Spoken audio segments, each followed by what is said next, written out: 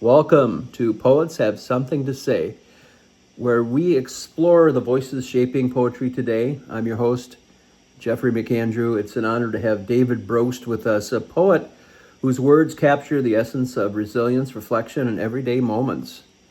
David's journey spans decades, from his career in education and athletics to his passion for storytelling through poetry.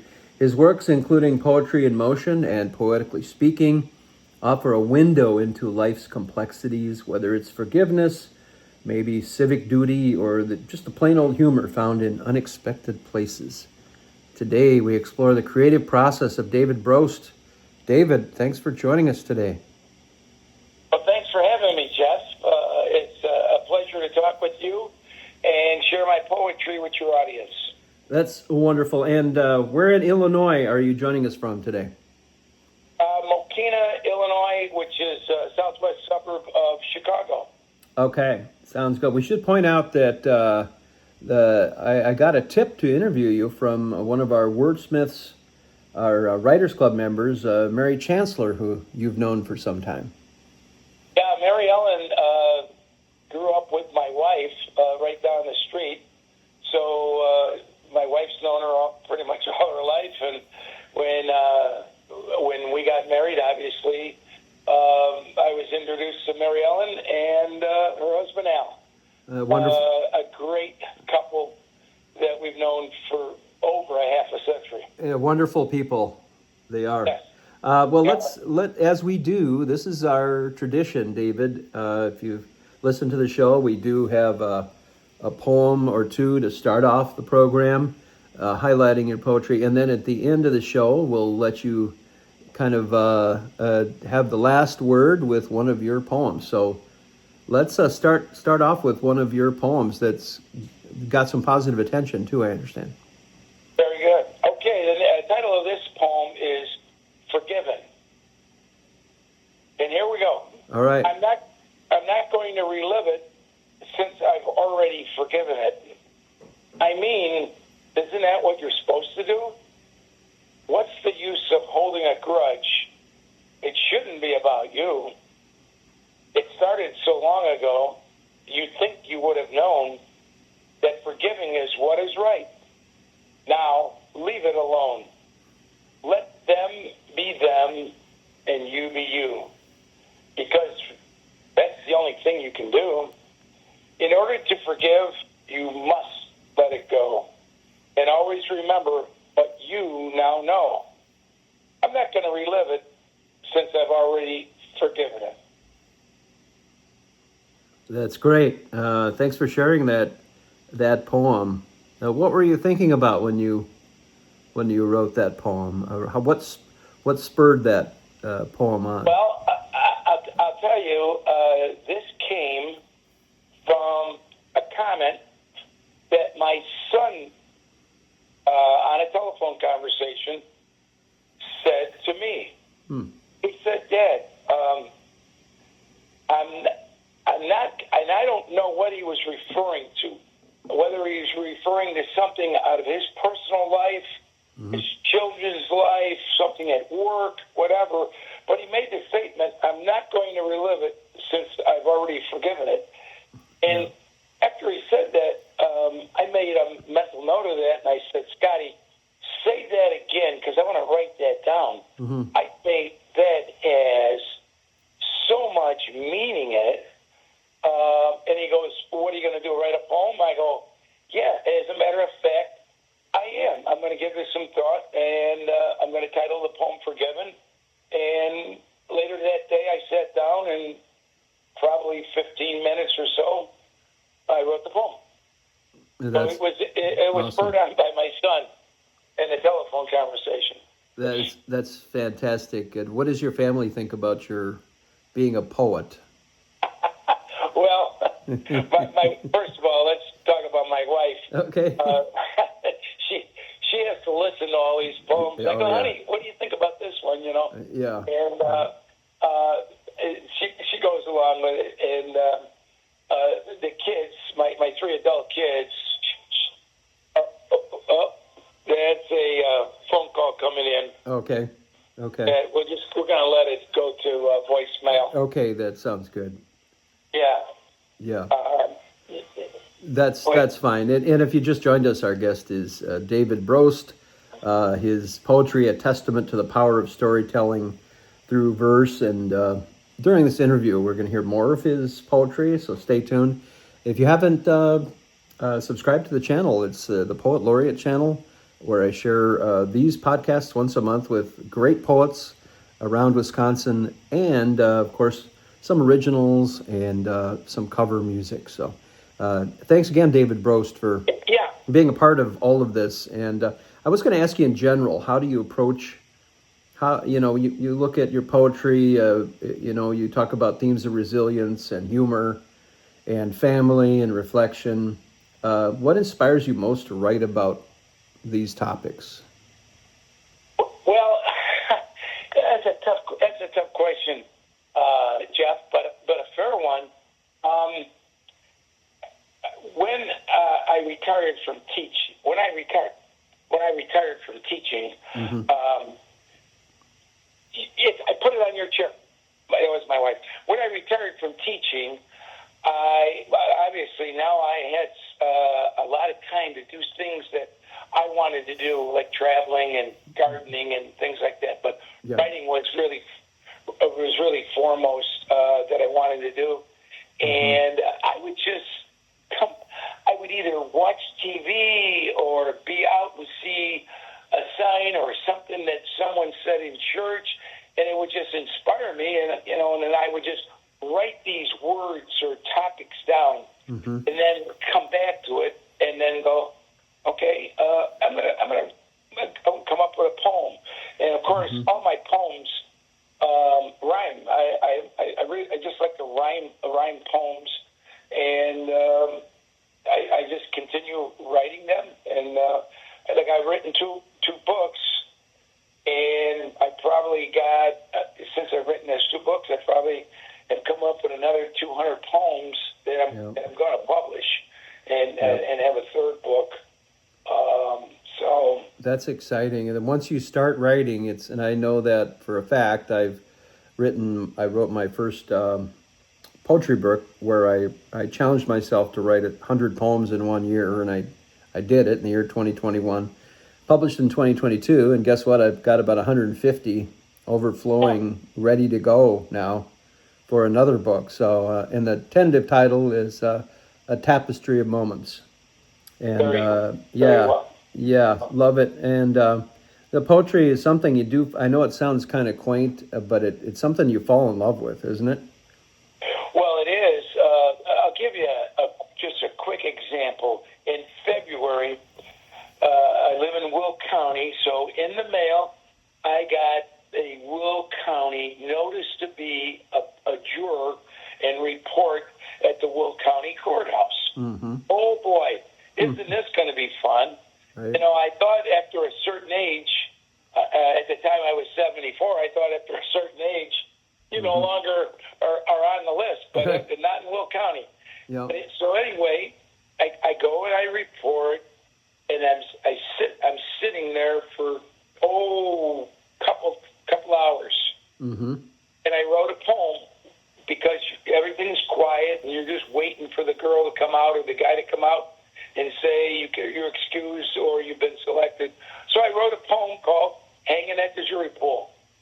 The building, the moment inspired me to write that poem.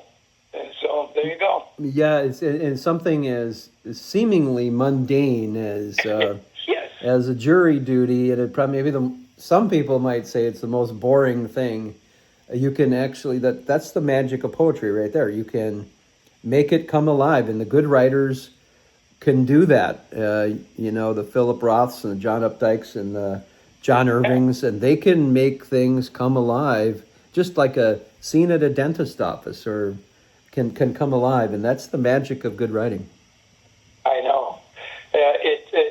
And again, I do not sell any of my books, so I self-publish, I should say, with the help of my daughter, who's really the computer guru. Yeah. I do 150 books, and I, believe it or not, I gift those books, just like I sent one to you. I gift those books to people that are near and dear to me, and friends and relatives, because I just feel like all the years I was a teacher, coach, and a high school athletic director, people thought that's who sometimes people think your job is who you really are. Oh, right. Yeah, exactly. Yeah. But that's who I was, obviously, during those years I was working. But that's not really who I was. That's what they saw. But they, and we know this about a lot of people, many people, there's that other side of them, in this case, my creative side. And I was able, after retiring, to bring all that creativity out. And I got to tell you, Jeff, the person that's most responsible for my love of writing is Mrs. Davis, my sixth grade teacher, who was very hard. And when you were in sixth grade and you had a hard teacher, guess what? You probably didn't like her. And I didn't like her because she pushed us. And years later, in the first book I wrote, I acknowledged that Mrs. Davis was the one that's responsible for this book being published. You don't know it then, but as years go on, you realize that she was doing not only the right thing, but she was making me a better person. And I give her all the credit for my love of writing. That's really awesome. And I can certainly point to a high school teacher, Mr. Ron Harrell from Oshkosh North, who was my, in sophomore, I wrote a creative story for sophomore English, and he said, "How would you like to write for the paper?" And there it was. There was my invitation to being a writer. And then I can also name William Shang at Ripon College, who was he had a love of literature like you wouldn't believe. And those kinds of people, and both of them were pretty hard graders too, by the way, like yours was. Yeah, that's interesting. I think people like to be pushed, even though they complain about it, oh, they're a hard grader. Oh my God, But, I know. But we like to. There's a part of us that likes to be pushed to excellence, isn't there? Well, she sure pushed us, and like I say, I'm very grateful that I had her as a teacher. All right. If you just joined us, David Brost with us from Illinois. He's been a poet for a few years and improving his craft. Let's talk to you about improving your craft. Do you feel like there's an evolution? Let's say when you look at your first poetry in motion, and then you're looking at what you're doing now, do you see an evolution of approaches or anything? Are you looking at your latest writing, saying, "Hey, this is what I did better here or there"? Well, no, I'm not. No, I can't say that.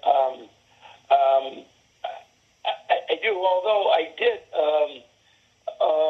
Probably about 10 years ago, I did take a poetry class. Oh, cool. Because I think maybe at that time in my life, after writing that first book, I thought, I need to maybe expand my writing so that I'm just not writing poems that rhyme. I'm writing poems a little differently. And so I did attend a class, and it was taught by a woman, and the class consisted of 13 women and me. Oh, wow. And I'll tell you, it was 1, 2, 3. It was like 4 weeks long, and each class was about 2 hours. And boy, I learned so much from all of the my classmates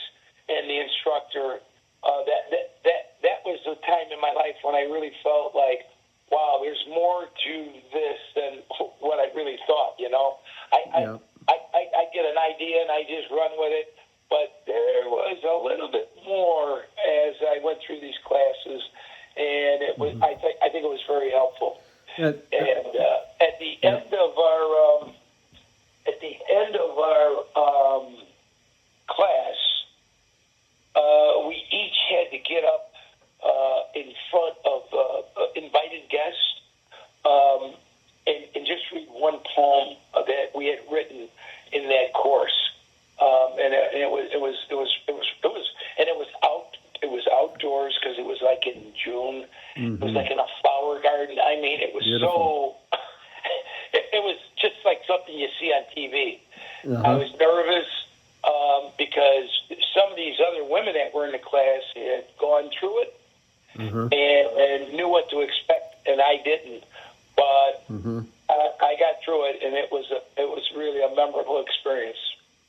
Yeah, I love the subject we're getting into, and what we're really talking about here. The gist of it, I think, is networking with others, working with others, and knowing other poets, and that's why I get such a joy of doing this show. Poets Have Something to Say, because I get to meet different poets. Everybody has a different style. They all have a different story. Everybody's life is a novel, really, and how they come to poetry is very interesting. What I find really interesting too is I'm doing more of is the public open mics, and I've read it probably 4 or 5 open mics in Oshkosh. I was the featured poet at a Coca Cafe in April, which was a blast. They do a great job up there in Appleton, and it really rubs off on you, and you get to see poetry on a sort of a continuum from somebody that would just read from the book, and it's fine. They can read there, to people that are very animated with their styles, and it's very interesting to see all the different styles. Have you had a chance to attend an open mic or to network in that way? I have not. We have a story hour here in a neighboring suburb of Lockport, Illinois, and they do it the third Wednesday of every month. And generally speaking, they have 5 storytellers, if you will, with anywhere between 6 to 10 minutes allowed. But in order to qualify, you've got to attend 4 like training sessions. Okay. I tried to maybe eliminate 3 of them and only go to 1, and the girl said, no, you got to come to all 4. And it just never fit my schedule, because either we were out of town, whenever they schedule these things. But it's my goal here in the next year or so to kind of get on board and go to those 4 training sessions, because no one has ever done what I would like to do, and that would be to tell a story with my poems. Yeah. And believe me, the people that have been that get up there and tell stories about real life experiences and etc. They've done a wonderful job. And but I would like to take it just a little bit off base and do it through poetry. There you go. We'll see how that works out. I did go. My wife and I went to a place in Lower Michigan where they had what you're talking about, the open mic. Yeah. And it was, again, just being in the audience and listening to these people speak was just unbelievable. So yeah, I mean, if I was ever up in the Wisconsin area where you just talked about, boy, I'd love to attend one of those.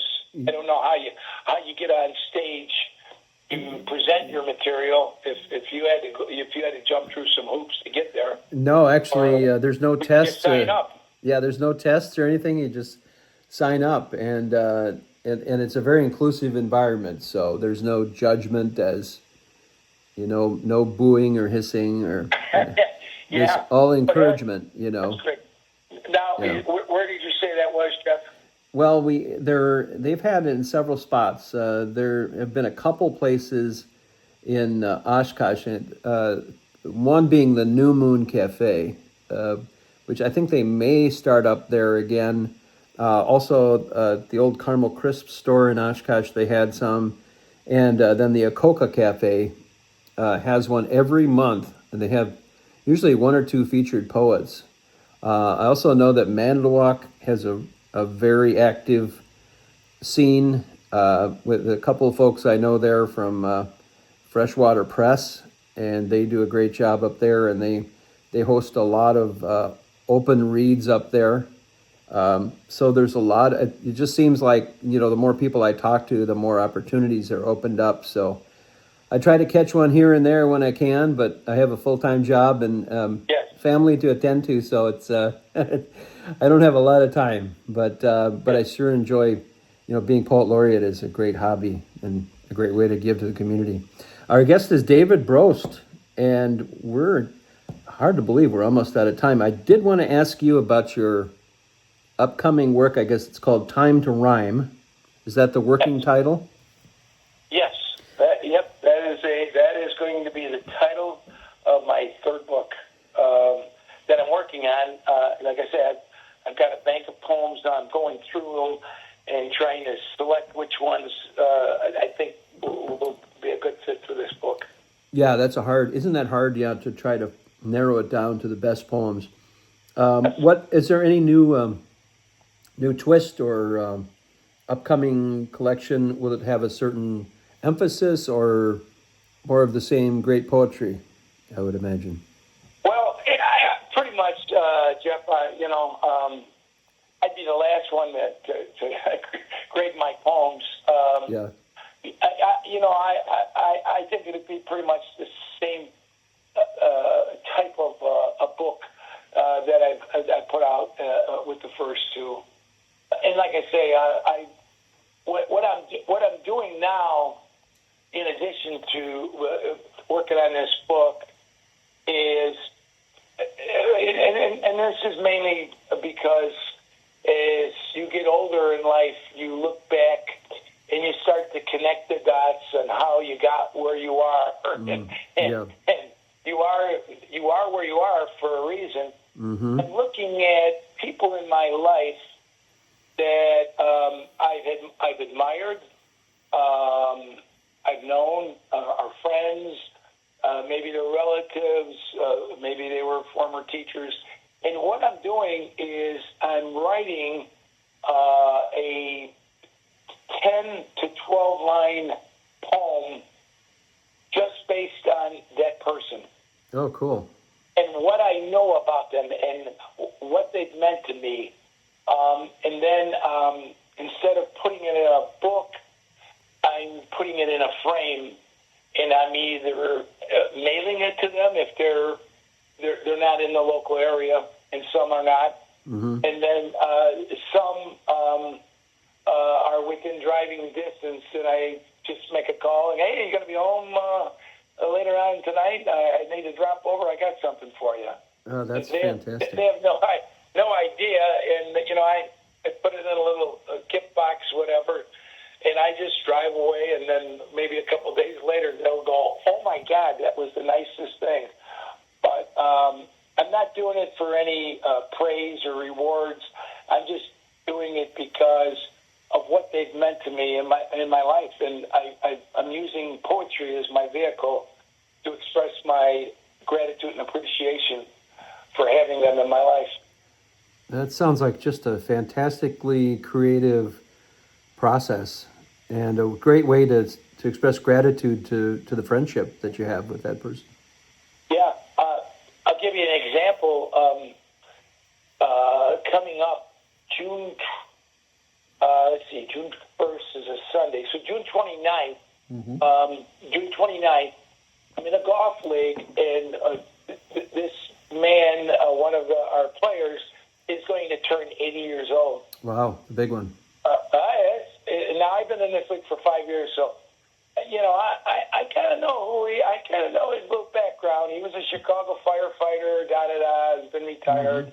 Pretty good golfer. In fact, he shoots his age. So That's, he's 80, and he shoots 80, 79, 81. That's amazing. So we golf on Friday, which would be the 28th, and his birthday is that Sunday. I'm going to gift him on that Friday with a poem. I've already written it. I wrote it about 2 months ago because I go, this guy has been such a wonderful teacher of golf, just a great person, and I wanted to honor him on his 80th birthday with a poem. So yeah, that's fantastic, and yeah. that can mean more than any monetary gift. Almost any monetary At gift. this stage in our life, right? When you're 80, you're like, what do I really need, right? Right. Yeah, I need something like this where this poem will make him smile. Yeah. And I think it might bring a tear to his eye. That's not that I want him to cry or whatever, but that's what I felt when I wrote it. A smile and a tear to the eye. If a poem can do that, that could be another poem in the making. I'm going to steal that. I'm sorry, but I'm taking that one. You got it, Jeff. Okay. You got time for one more poem? Yeah, it's funny you mentioned that because we're at the end of the show now, and it's time for another poem from David Brost. Take it away. The title of this poem is More or Less. More or less. Here we go. Okay. Life is nothing like it appears to be. Stop trying to figure it out. This is what I see. Life can be summed up in 2 words, more or less. And both of these words can lead to your success. Dream more and see what you can achieve. Complain less and watch all your doubts leave. Mm-hmm. Listen more and give your thoughts time to respond. Talk less and watch how you and the one talking will bond. Love more and spread it around. Argue less and you will discover a new sound. Hope more and always wish for the best. Fear less and you will be able to rest. Relax more and be in a good mood. Worry less and start eating healthy food. Believe more and stop thinking life's a test. Doubt less and never compare yourself to the rest. Play more and realize life can be fun when work less and try to get other things done. Life can be summed up in 2 words, more or less, and both of these words can lead to your success. More or less. More or less. From David Brost. Thanks for being my guest here on Poets Have Something to Say. It was a wonderful show. Well, thank you, Jeff, for having me, and thank you, Mary Ellen Chancellor, for recommending me to be on the show. Fabulous. David Brost's poetry is a testament to the power of storytelling through verse. His work, deeply rooted in personal experience, offering reflections on life's challenges, joys, and humorous moments. Whether he's writing about forgiveness, aging, or civic duty, he has a knack for turning everyday occurrences into poetic narratives that resonate with readers. Thanks again for joining us, and I'm holding up the book. You can't see it, of course, you're on the phone, but I'm holding up your book right now. How can people get a hold of your Poetically Speaking book? Well, if they'd like to, they can email me at hawkbrost, HAWKBROST, @hotmail.com. Fantastic. Yeah, I'm really enjoying the book. Thanks again for being a guest, and maybe we'll talk to you a couple years down the road, see how you're doing. You bet. Thank you, Jeff. All right, sounds good. David Brost, our guest from Illinois, our first Illinois poet on the Poets Have Something to Say program. And again, our show, it airs every first of the month. So this is the June 1st show. And in July, still working on some guests, but we could have a Fond du Lac or Appleton poet, I have a feeling. So stay tuned for that. And Have an excellent evening, everyone. And this has been Poets Have Something to Say. Our guest has been David Brost.